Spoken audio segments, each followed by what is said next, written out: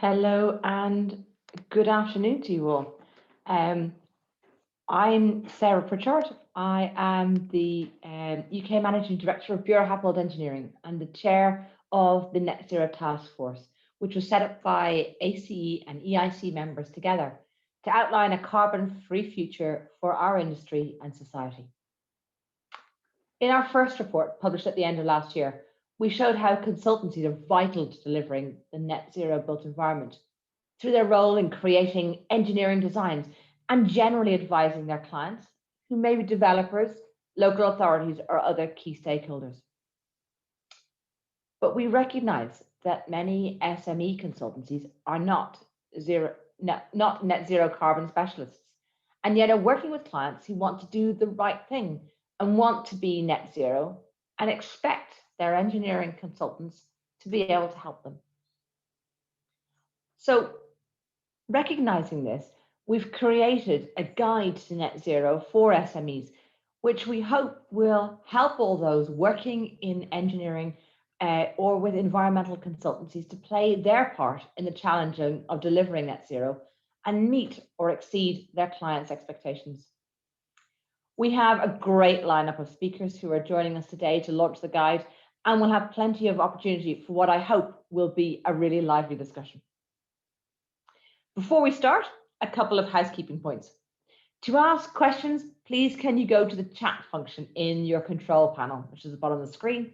We'll try and cover as many questions as possible, but don't worry, we'll also answer any others that we haven't had time to cover in the webinar. You can ask your questions anonymously if you prefer, and don't worry if you miss anything, because we'll be uploading this to the ACE and EIC websites. So if you want to listen to us again, you can. I'm now going to hand it over to Matthew Farrow, who's the Director of Policy at the ACE and EIC, and who's going to run through the main elements of the guide. Matthew, over to you. Thank you very much, Sarah, and good afternoon, everyone. So if we go to the next slide, Chetna, thank you. So as Sarah said, this guide we're launching today is part of ACE and EIC's Net Zero campaign, which has been running for about a year or so, and I would say has three main elements to it. The first is we're lobbying for a coherent policy framework within which built environment projects take place. That's obviously crucial so that people can do good work around the development of projects. And I think we're making a bit of progress there. So things like the government's recent review of national infrastructure planning recognise the point we made in our report last year that you have to join up the national climate change targets with the national policy statements for infrastructure and with things like EIAs. So big piece of work there. Secondly, again, as Sarah alluded to, we are promoting the fact that, as we see it, consultancies are the catalyst for the sort of changes that we need to see. Almost any piece of built environment in the UK is going to be built with involvement of an engineering consultancy and environmental consultancy. And the role that you have as consultancies in encouraging and enabling your clients to be as ambitious as possible and coming up with creative solutions to the challenges of a net zero built environment are absolutely fundamental. But then the flip side of that is, again, as Sarah was saying, we're conscious that many consultancies in AC and EIC are not necessarily carbon specialists. If they're SME consultancies, they may not have the huge resources of the multidisciplinary consultancies. So we feel it's important as part of this work that we provide advice and support where we can to help those companies take advantage of opportunities and position themselves in what is very much a changing market. So if we go to the next slide, Chetna. So the SME guide that we're launching today is designed to be a very practical document to give people information and advice. I'm going to go through just briefly through each of the sections of the guide here, so I won't read them out on this slide. But as you can see, it's a combination of information, a sort of primer on net zero, and then specific advice about the sorts of things that as consultancies, as SME consultancies, you need to think about to maximise the benefits you can get. So if we go to the next slide. So terminology, I guess like pretty much any field, net zero has spawned its own terminology in the last, for the 10 years. You can see some examples on screen here. And these terms are bandied around frequently by companies, by local authorities, by politicians, and often I think with some confusion about what the terms actually mean. I think that's partly because many of these terms have really come out of the scientific debates around climate change, or the sort of policy terminology that's used at a national level, but now of course they're being applied to individual companies or individual projects. So one of the things we try to do in the guide is set out a list of all the common terms that you're likely to come across and give a definition of what is the most widely accepted usage of those terms, but also signpost to specific legal definitions or definitions and regulations. So if you want to, you can actually look into it in more detail. Go to the next slide, please, Chetna. Next section of the guide goes into a bit of background. So questions which some people are very, very familiar with and know a lot about. Other people, companies who are coming perhaps later to this agenda may not be so familiar with. And we thought it's worth just making sure that everyone who's working in this space has a common understanding of how we've got where we've got to and where the UK is trying to get to from here. So why was the net zero target set? What does it actually mean technically? Question often asked, why aren't imported emissions included? What progress has the UK in different sectors made to date? How does the government and the Climate Change Committee, its main advisory body, expect us to meet net zero in, 30 years, a little bit less? And specifically for the built environment, which is the focus of the guide, what does all this mean for the way built environment projects are going to be developed and delivered in the years to come? And then if we go to the next slide. The guide then has a series of sections that are more practically focused on consultancies and what as a consultancy working in a space you can do. So one obvious thing is you'll want to be addressing your own emissions. You want to be able to show your clients and other stakeholders that you are walking the talk, to use that phrase. And so this is just one example. This is an extract of the guide, but it has a section which discusses the question of all companies ought to be addressing their own emissions, understanding their emissions and setting a target. But then for many SMEs, there's the question of, well, should you then sign up to one of the pretty large number of different pledge schemes that are around? And so in the guide, we talk about the different types of pledge schemes. We give example and links to the main ones that are relevant to the built environment sector, and offer some suggestions as to how people may want to address that. Next slide, please. Then I think part of the reason for an SME consultancy getting up to speed on the net zero agenda is partly a defensive one, I guess. It's to make sure that you are retaining clients or client credibility with your clients by understanding the issues that they're facing. But also the group and the task force that put together the guide see a lot of upsides, a lot of business opportunities that will come from the net zero agenda, which we think with a little bit of forethought, SME consultancies are well placed to capture. And again, on the slide here, I've just put up 3 examples of the sorts of opportunities that we talk about in the guide. So the first one is what we call value-based procurement.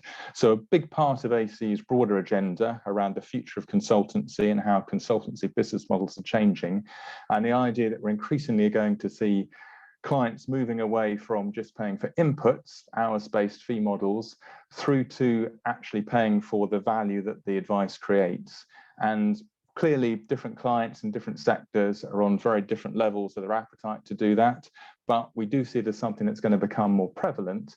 And almost certainly, I think, as you see that happening, values around carbon reduction, net zero attainment are going to be part of what clients want to pay for. So I think the more that consultancies are ready to take these opportunities, the better position they'll be to take advantage of value-based procurement. Secondly, I think we're all aware the changes which the government is looking to deliver, to engineer across the economy, across the built environment to meet net zero are huge. You know, we're talking of changes to every project, every existing building pretty much. And increasingly, I think we're going to see public funding being deployed in targeted ways to help. It might be public sector bodies, it might be particular local authorities actually make those changes.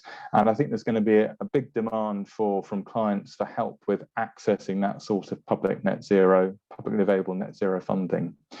And then thirdly, a specific example, but I think it's indicative of a broader trend. In Scotland, the Scottish Net Zero Building Standard, which goes through how the Scottish Government expects buildings to be developed in a net zero manner, includes a new role, if you like, which they call Project Net Zero Champion. So a stakeholder within the project ecosystem, if you like, which is responsible for making sure that the net zero ambition and aspirations and compliance of the project is maintained all the way through. And I think that's a very tangible example of a new role which SME consultancies working on projects could be well positioned for if they are very much on the front foot on net zero. Have the next slide, please, Chetna. And just, the last extract from the guide, this is over 2 slides, but this is a graphic we put together, really just to give people a way to think about how you might engage with clients, and clients are going to be on different stages of their own net zero journey, but the sort of steps in the process are going to be particularly important. And so we talk in the guide about understanding what are the drivers and pressures on the client that are shaping their net zero ambitions, assessing the broader trends within the client sector. Is a change regulation driven? Is it technology driven? Is it investor driven? Agreeing very clearly, I think, with the client when they say perhaps they want the project to be net zero. What does that mean? How important is that compared to other objectives, social value, obviously cost and financial imperatives? How do they weigh up those different types of value? And we talk about the role of the Construction Innovation Hub Value Toolkit within that sort of conversation. Terminology, again, agreeing terminology with the client. And then if we go to the next slide, Chetna, we've got the second half, I think. Yeah, and then looking at options within the project, obviously, then looking at your skills mix within your consultancy. Do you need to partner with other consultancies, other stakeholders, if you need particular skill sets, particular types of modeling, for example, to deliver what the client is looking for? And then finally, delivering contractual models. So again, this question of if the project has a key net zero element, and that's part of what you can help bring to that project, will there be carbon related incentives in the contract? And is that something which you're seeking? And then just the final slide, Chetna. So 2 things to say in closing. One is the guide we intend to be very much a living document. There's a huge amount of information, regulation, guidance out there across net zero. In the guide, we've signposted to the parts of that we think are most relevant, but of course that will change and develop over time. So to make sure the guide isn't a static document, but retains its value, we'll be updating the online version of the guide on a regular basis to make sure that it's signposting you to the most up-to-date and relevant information that you need. And then secondly, the version we're launching today is a UK version, but we're very conscious in Scotland, in Wales and in Northern Ireland, some of the particular regulations, some of the sector activity that's happening will be unique to those devolved nations. So in the next few weeks, we'll be publishing versions of the guide which include devolved nation information and will be particularly bespoke and appropriate for those of you working within those markets. So that's a quick overview of the guide. We hope it'll be a very sort of practical tool. After this webinar, it'll be sent out, or a link to the guide will be sent out to all of you attending, and we hope that you find it useful. I'll end it there, Sarah, but keen to hear comments from others. Absolutely. Thanks, Matthew. That's really super and a great introduction for those who are seeing the guide for the first time, about what's in it and how we're developing it. So now we are going to hear from some of the panelists we have here today about their thoughts on what this will bring and how we can interface with it a bit more. We're going to hear some opening remarks from each of them in turn. I'm going to turn first to Alex Ferguson, who's the MD of Delta Simons and a member of our task force. Alex joined Delta Simons in 2001, and as MD is responsible for multidisciplinary teams delivering geo-environmental, environmental planning, environment, health and safety, sustainability, health and well-being services across a range of sectors. He's particularly focused on the real estate sector which is why it's particularly relevant today, but has experience across the tech, retail and industrial sectors as well. Alex, can I please pass to you to start with your comments, please? Of course. Thank you, Sarah, for the introduction. Yeah, as Sarah says, we're a multidisciplinary, I can't say it either, a multidisciplinary consultancy across the environmental sector. So from the geo-environmental end right through to EHS and ergonomics and most things in between. But we're thoroughly in the M part of the SME. We're just under 200 people and just slightly north of 20 million turnover. We've recently been acquired by Lucian Services Group, which gives us a slightly different perspective, but we're still around about 500 people and under 50 million, so still pretty firmly in that M of SME. So that's sort of been my role on the task force to think about how it applies to businesses, how to look at how the guidance comes in and to try and be representative of the challenges that businesses similar to our own are facing. And I came into this with probably two key drivers as to why understanding and being conversant with net zero and the wider ESG piece that is linked together to it with sort of two key drivers to it. One being the expectations of global clients, who we are part of their supply chain. They've set their own targets. They've set their own real key drivers that are then making their way into the supply chain and requiring us all to react to that, adapt to that, and also to work as part of teams that are also meant to do the same. So, and probably you as the environmental or engineering consultants, when you're on a wider real estate team, you're expected to take the lead on these elements and to probably provide that consistent view. The other approach for it, as smaller businesses, both within the sector and people looking for advice, are wanting to do the right thing. And there's a number of drivers, some of them because they truly believe in it and it's really what they want to do, and others because they know if they don't, they're not going to be able to go through the procurement process. And personally, I don't really mind what people's drivers are. We're all going in the right direction and I don't necessarily mind why. Let's just keep going in the right direction. So I guess that's where I came into it, thinking that those were the two drivers for SME businesses. I'm actually over the last few weeks and months finding a third, which as an SME with a global link through our Inogen Alliance, which enables us to work outside of the UK or gets us in contact with people outside of the UK, we're increasingly finding clients from the Middle East, North America in particular, and beyond, who are saying, well, actually the UK and Europe are driving on this, and they're looking to come to us to say, what do we need to do to continue to be able to work in the UK market and to continue to be able to work in the European market? And I think we're still closely aligned at the moment, certainly, to be able to advise on both of those. So that's another driver. I think there's a real range of knowledge in our clients, from none to a bit. There isn't much more than that, if I'm truly honest, and trying to develop some sort of benchmark, some common language to tie the multitude of different accreditations and things, schemes you can sign up into something coherent. I think this is a really useful guide, and the fact it's live and it can continue to be updated is really fundamental, which is why I was keen to get involved. So thank you. I shall hand over and appreciate it. Thank you so much, Alex. That really is a really important, set of reasons. I do agree with the point you made about the fact that provided we're all going on the journey and it's going in the right direction, whatever the motivations are, let's move forward, which is really good. Perfect. I'm going to talk to or to pass to Sunil Shah now. Sunil is the MD of Acclaro Advisory. He founded the firm in 2012, but has over 15 years experience in the sustainability area. He has successfully delivered and led teams at Johnson Controls, Jacobs Engineering and DPP, providing services in planning, design and facilities management stages of the whole building process. Sunil is also one of our key members of the Net Zero Task Force, and I'm delighted that he's able to join us here today. Sunil, can I pass to you for some comments on the guide and your thoughts about how we can deploy it? Yeah, thanks very much, Sarah, for the introduction. So yeah, I think this is a great document and very much needed for the SME community.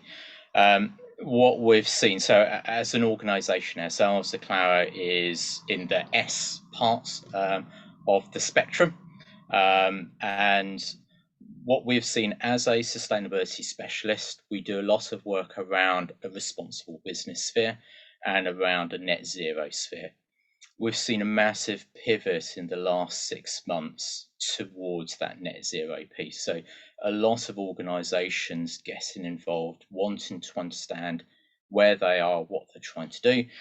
And a lot of our work then is helping organisations to define what does net zero mean for them, but also more importantly, developing roadmaps of what they need to be doing into the future. So this is about the pragmatic changes that needs to be taking place within the organisation, the data which they have, but also the targets that they're going to commit to and where they intend to go. I think what's come out of that, though, is there is a need for organisations, the SME sector, to understand the route and the journeys that they're all on. So Alex mentioned this as well. Everyone is on a different path which they're taking forwards. And that's right and correct, because every organisation is slightly different and we're all moving towards the same direction. Some companies are growing quicker than others. Some will have different levels of impacts than another organisation. So it's less about trying to funnel organisations into a single path and more about how do we work together collaboratively towards achieving those same end goals. And I think part of that, it's about the transparency and openness, which this guide also helps. Having a standardized nomenclature will help us to have that openness around when we talk about net zero, is it the same as somebody else's net zero? As in, have we got the same scope of emissions and activities that's included within it? Because those can be very, very different from each other. And so that's both in terms of how an SME organisation wishes to communicate and should be communicating that information, but it's also down to the clients, the customer, and how they select their supply chain, their tier 1 providers, their tier 2 providers, and how they also move on that journey as well. And again, we've seen increase in numbers. It used to be 5% of tender requirements. We're moving towards 20%. That we have seen some technical scoring. So there's much greater focus and weighting that's being placed on this. But again, it's making sure that the selection isn't on an organisation's own footprints. But I think what this guide also helps us to do is to say, this is about how does organisations, SMEs, help to drive change within a project. And I think one of the key things that SMEs are able to provide is the innovation, the adaptability, the ability to tack quickly towards new trends and to pick things up in a far more pragmatic way than larger corporations and consultancies are able to do. So that element of innovation and different ways of thinking can come through from that tier 2, tier 3 on the project delivery aspects. So it's about how do we open that up to enable those conversations to happen. The last part of where this is coming, and Alex touched upon this as well in terms of overseas companies in the UK, but what we're also seeing is this also applies for overseas projects as well. And we're seeing market leaders within different parts of the world who want to get their projects known, to get their projects high profiled, and they're seeing the UK market as the UK consultancy sector, the engineering sector, as the group of organisations who are enabling them to achieve that, because within the UK we've got a better understanding of what we mean by net zero and ability to be able to achieve those targets in a meaningful way. So I think what adds on to this is the ability to be able to achieve and support overseas projects taking place as well. And you might be able to hear my kids in the background as well. Brilliant. Sunil, that is a really interesting perspective. Again, it's brilliant that we've had Alex talking from one end of the SME scale to you talking at a very different, because I think that does talk to some of the challenges that we're all, we're all finding. We've all got a role to play. And an analogy I use quite often is if we're all in the boat rowing together, then we'll get to the destination a lot quicker. All of us, as you say, traveling the same journey, but doing that collaboratively, as you were saying, is really important. And as for the kids in the background, it's all part of us all working from home and indeed reducing our carbon footprint by doing so. Let's pass now to Dave Farebrother, who is the Environment and Sustainability Manager for Bouygues Energies Services, who's going to give us a client perspective.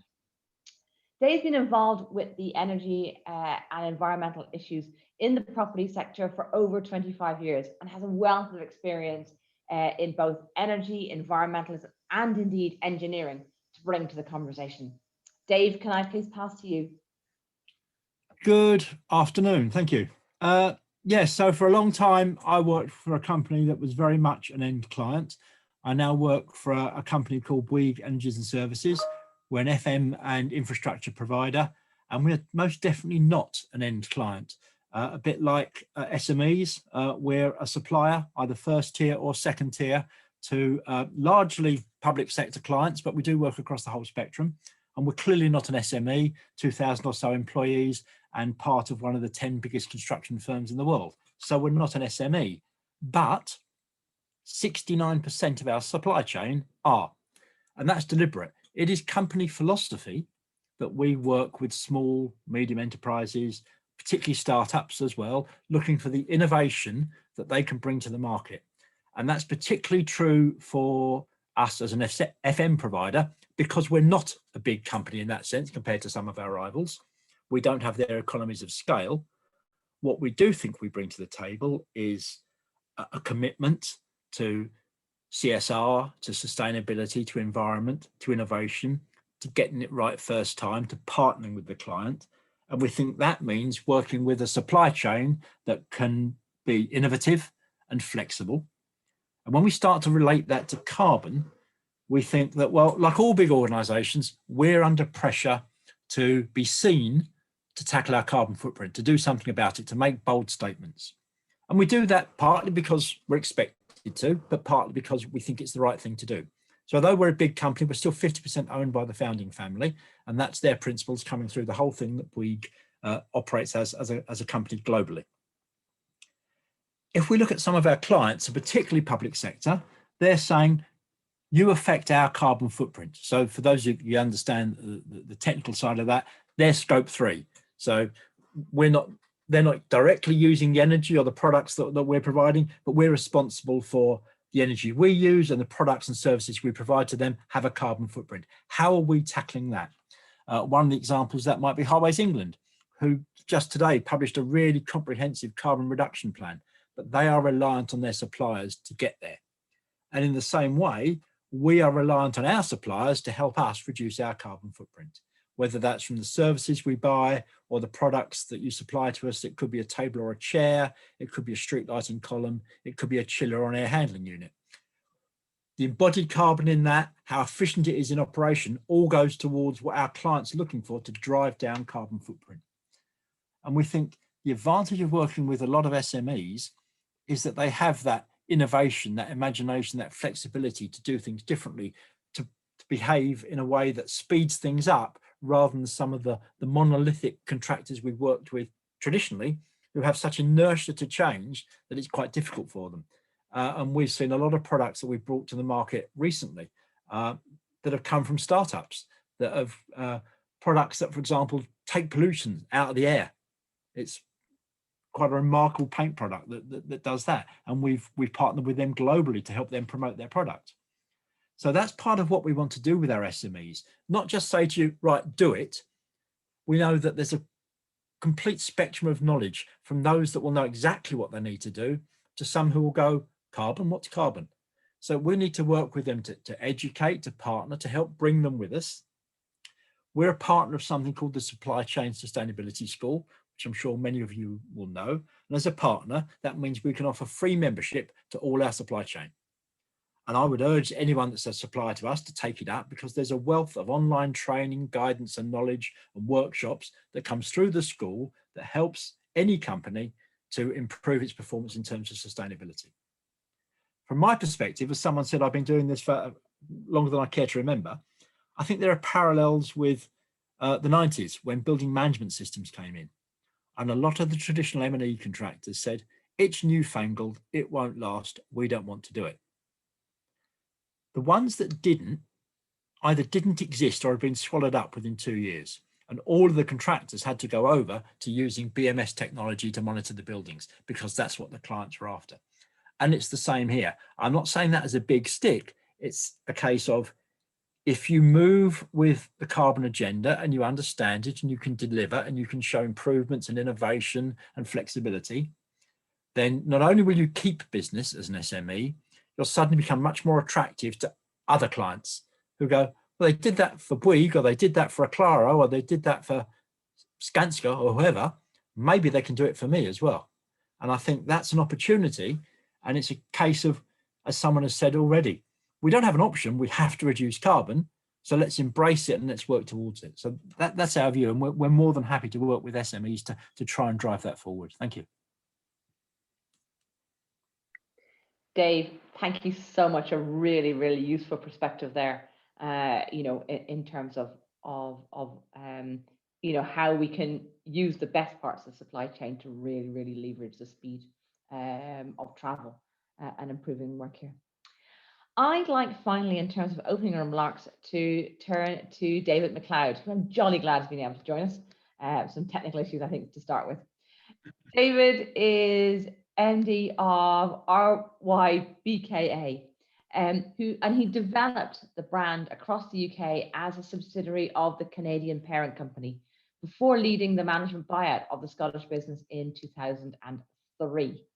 The firm offers engineering design with a major emphasis on sustainability and energy efficiency.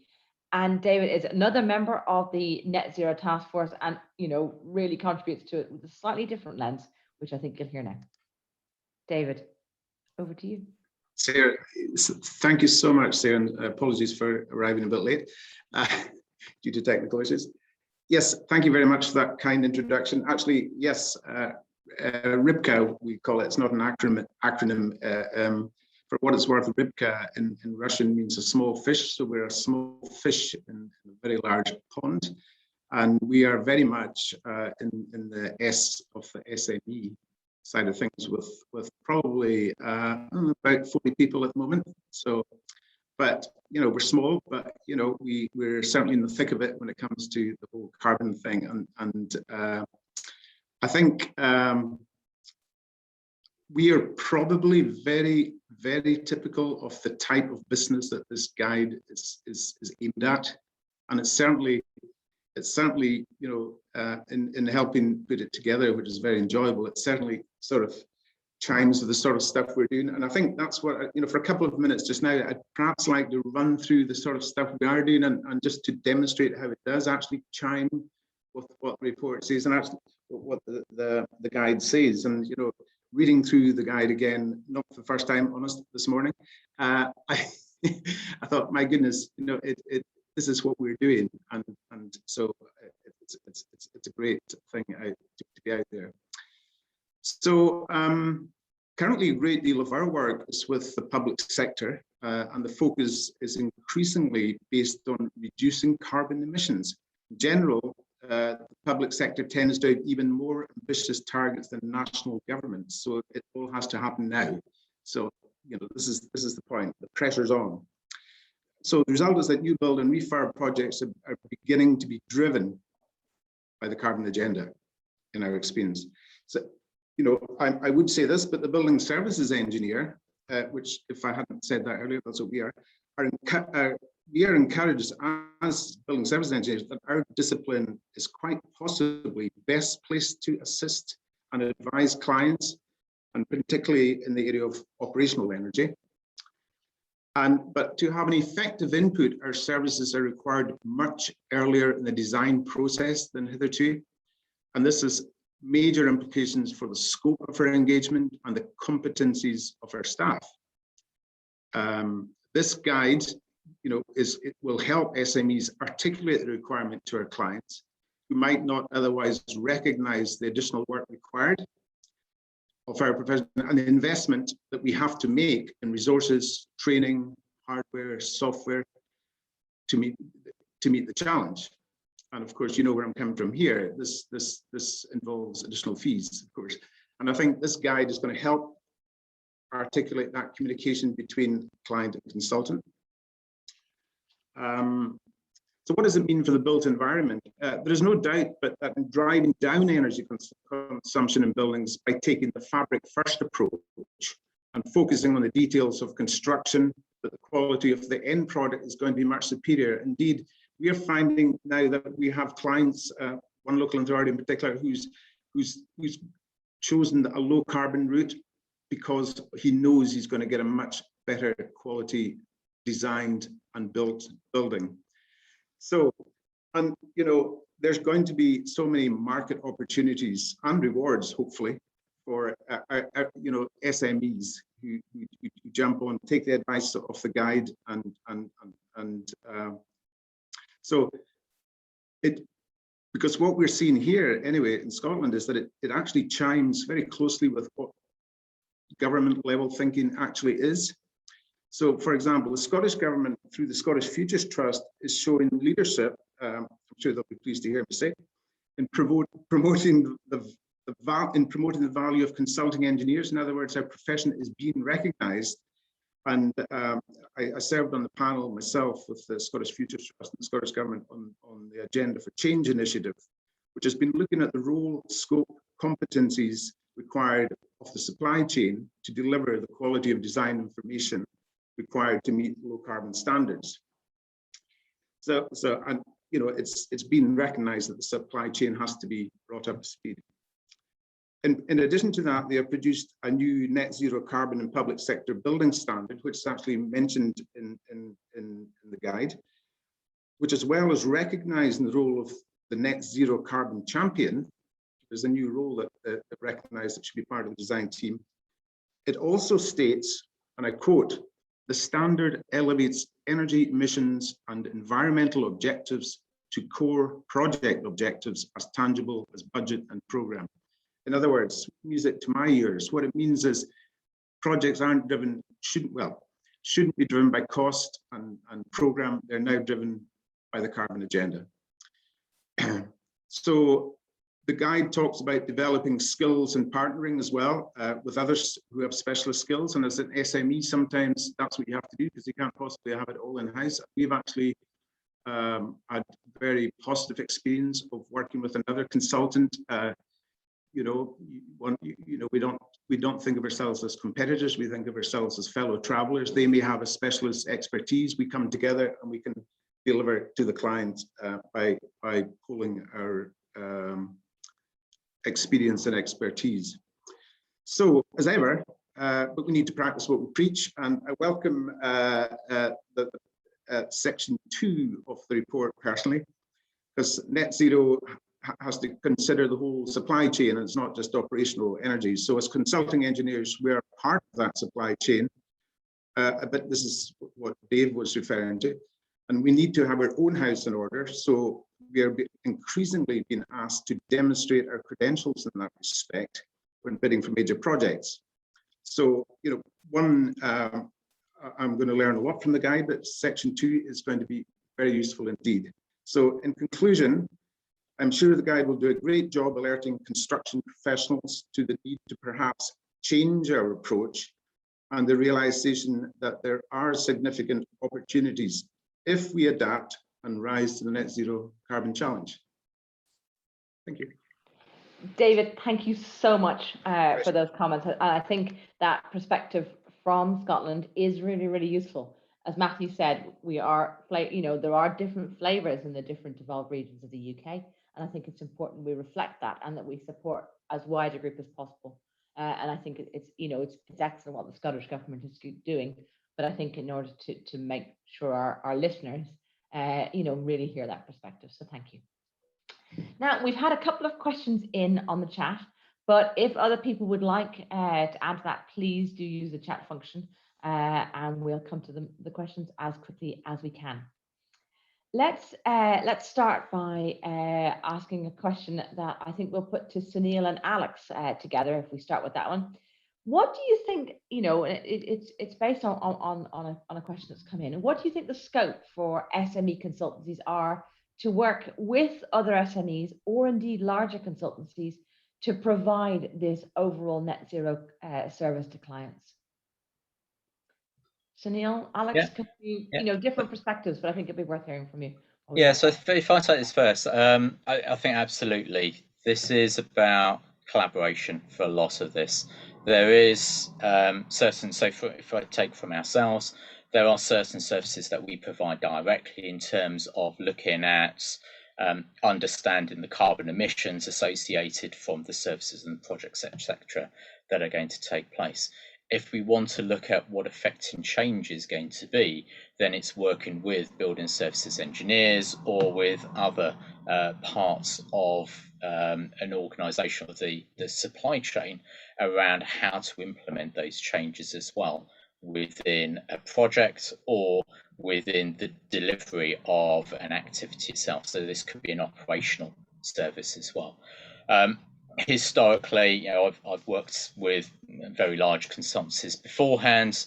A lot of what we're doing there was looking at, for example, a range of different types of concretes that might be available and which is the preferable type of concrete, the carbon emissions associated, but there's other aspects that the concrete needs to be able to provide in terms of strength and in terms of conditioning that makes it suitable or not suitable. So I think that's where you're going to have complementary skill sets to be able to provide a different kind of service towards the end clients, whether that's going to be public sector or private sector.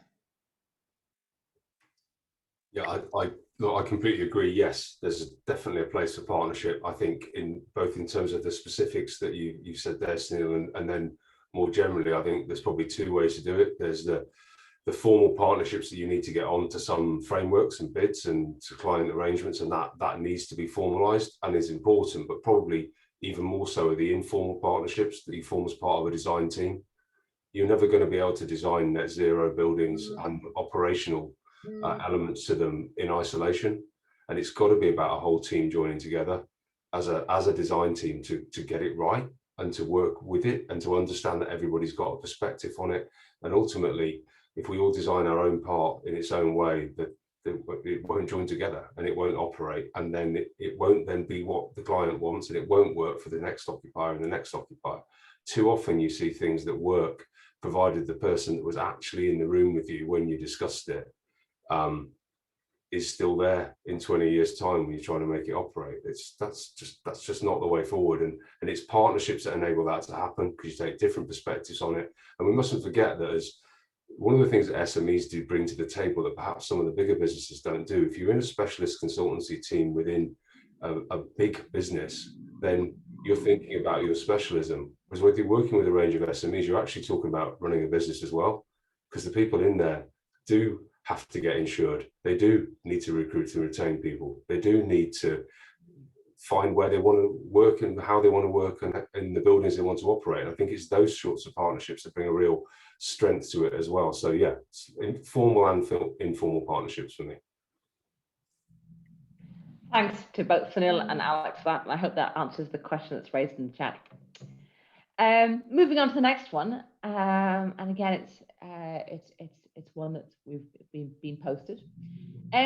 Clearly, our clients are at very different points on the journey, just as many of us are, and I think we all acknowledge that. What advice would you give colleagues on the call who recognize the need to travel on this path, even if they're at very early stages to net zero, but whose clients, occupiers, or communities are reticent to do so? How would you help them reach out and provide that support to the clients and others in that part of the supply chain? David, should we hear from you first, and then maybe Dave, and then if Sunil and Alex want to add anything, that'd be great. Yes, it's a good question. As I mentioned earlier, a lot of our clients at the moment who are choosing the path are public sector clients, because obviously they're working to to the targets that have been set. And in fact, you can sometimes see an element of panic happening. And it's we are not seeing it to the same extent with private sector clients, but I think that's going to come as well, because it's again, because these private sector, and again it's alluded to in the guide, which is good, the private sector clients themselves are in supply chains, so they're going to have to start proving their own credentials. So it's going to come there as well. And they're also going to start to realize the value of the better quality buildings they're getting, this sort of thing. I think sometimes even in the public sector, I better be careful what I say, because I think at least one of my clients is on this webinar. But sometimes we are finding that we'll bid, we'll be given a scope, and we'll say we want here's a good example. On one project, this is going to be a passive house project, excellent. And then the first meeting, we go to the meeting, and on the agenda is net zero. And the first thing we say, excuse me, passive house is not net zero. It's very low energy, but it's not net zero. So my point is that a lot of people need to, and as we do, and this is why again this guide is going to be perfect, because we can now use this to go to our clients and gently help educate there. So I think that is one of the issues we're finding. And of course the big deal is that their understanding of what is actually required to deliver these projects, and particularly in our profession, how we must be engaged right at the briefing stages. And it's not at stage 3. M&E isn't what it used to be. It's completely different. And this, but as I say, up here anyway, with the Scottish government's pushing it, I'm not sure the message is getting right the way down yet, because but it's going in the right direction, which is very pleasing. So there's a lot to learn, but people are catching up. Great, thanks, David. Dave, would you like to come in with some comments on how we bring people on this journey? I think it's a very deep question, actually, because even for a larger company like us, we do find that when you start to talk to the client, they actually aren't quite sure what it is they want to achieve. They've heard the phrase zero carbon or low carbon. Probably never occurred to them they might actually invest some money in this up front. The industry has long been plagued, the building sector, by in the commercial market, a developer builds the building, but how much will the developer spend on the building when he gets no benefit from the running costs reduced? And so there needs to be a tie-up on those areas. And sometimes we get clients come to us, and we've won a contract, won an FM contract, but they've not read it. They've not read what it is. They've actually asked us to do at the tender stage. And when we go to them with ideas about, we could do this for your energy, we can install smart metering that gives us real live energy audits, and they're going, no, we can't afford that. But you asked us to do that as part, that's what we're here for. And I think there's a big disconnect sometimes between people thinking, if we just appoint someone, it'll happen, to actually realizing we've got to be a proactive part of this, and we all work together. And that's not just us with our clients, that's us with our clients, with our first and our second tier suppliers, some of whom might be one man or one woman bands. And it's bringing everyone around the table and saying, well, if we do this, yes, there's a year 1 cost, but actually by year 3, you've broken even. And for the next 10 years that kit works. My doc agrees, I'd like to point out, you're saving carbon and money. Dave, thank you for that. That's really useful. You see the joys of us all not being in offices. Alex or Sunil, did you have anything to add to that? Do you want to? Yeah, so it's just quickly, I mean, so a lot of the work that we do is as end user bits. And I think one of the challenges that we've always found is the knowledge transfer through the project. So from the initial stages through design, construction, handovers, and then towards the operations at the end. And David also mentioned this as well. And We've also got the key breakpoints where the success at each stage isn't based upon sustainability at all, isn't based upon the carbon agenda, it's based upon delivering to time to budget and to hand things over. So we end up with commissioning not done in the correct manner. The handover in terms of the energy performance and the theoretical versus the actual not quite being what it could be, and whether that's intended or not intended. So this forms part of a much larger conversation that we've got, and it's been going on for 25 years that I've been around as well, around how do we get the correct methodologies around that transfer taking place. And a lot of that will come from the upfront clients understanding their role. There are benefits associated with a developer that has an asset that incorporates and becomes a low carbon asset because it does have an increased valuation attached to it.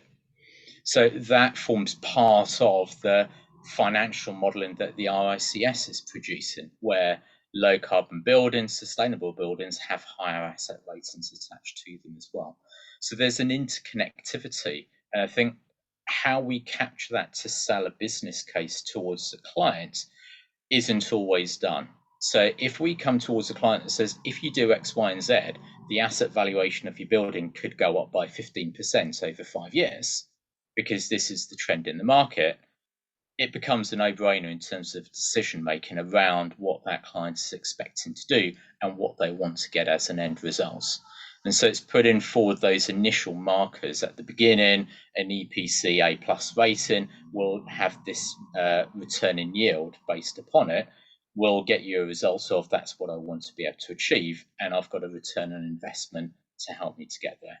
So I think there's an element from ourselves as well in terms of changing some of the language that we use towards being more financial led for the end client. And there's an element from a client side of, net zero isn't just buying £6 a ton carbon offset and saying, hey, I'm net zero now, aren't I wonderful? Really good points in that, Sunil. Really, really valid. And I think that is what we all need to avoid. So it is. Alex, any final points from you on that one? Only just to build on what Sunil said, and I think where this guide comes in is about consistency of language, because we're talking about how to bring occupiers, developers, etc. along. One way to turn them off is to have the various experts in the room have a half-hour philosophical conversation about the definition of net zero.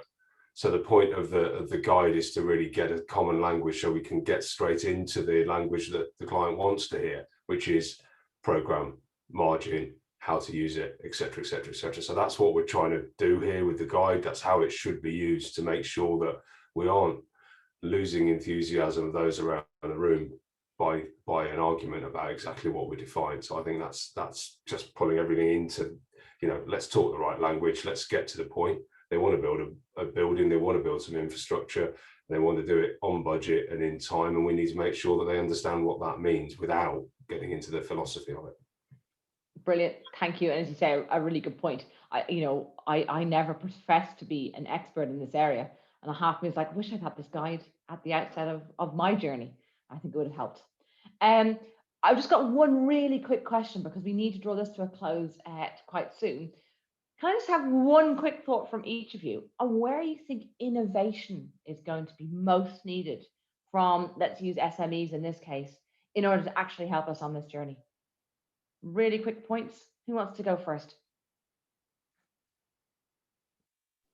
Nobody. It's all very quiet. David. Okay, then Dave, brilliant. Thank you. I'll be very parochial. 90% of our footprint is actually the vehicles we use to service the buildings that we operate.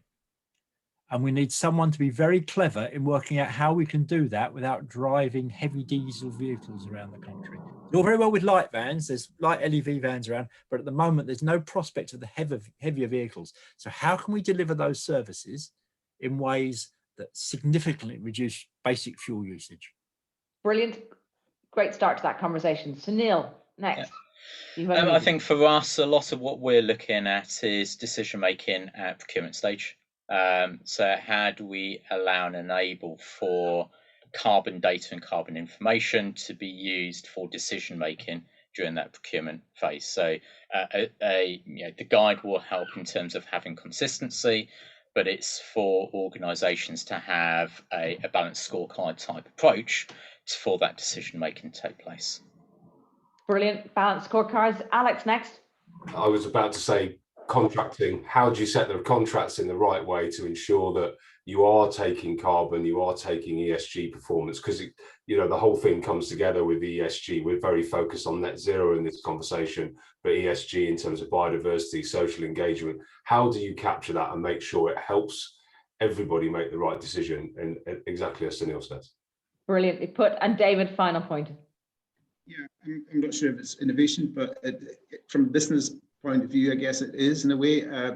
I've said a couple of times we have to change the way we approach things, and we're not just sort of pipes and wires engineers anymore. We innovate in the type of people we employ and the type of software we use, and we're finding the key people in our business these days are very bright young graduates. It's I know that's the Arabs and the Buro Happolds of this world. I've always done that, but I think nowadays, even us very small organisations have to recognise the worth of these very young and smart young people.